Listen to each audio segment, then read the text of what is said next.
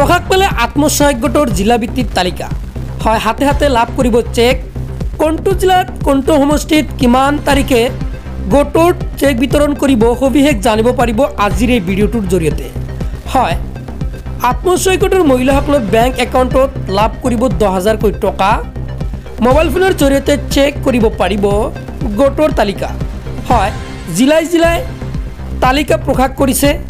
আৰু কোনটো সমষ্টিত কোনটো তাৰিখত টকা অৰ্থাৎ 10,000 টকাৰ চেক বিতৰণ কৰিব এতিয়া মই আপোনালোকক জনাই আছো হয় যদি আপুনি গোটৰ ফৰ্ম ফিলআপ কৰি জমা দিছিল অপেক্ষা কৰি আছে যে টকা কেতিয়া সোমাব অবেকত ফাইনাল খবৰ আহি পৰিছে চেক কিন্তু লাভ কৰিব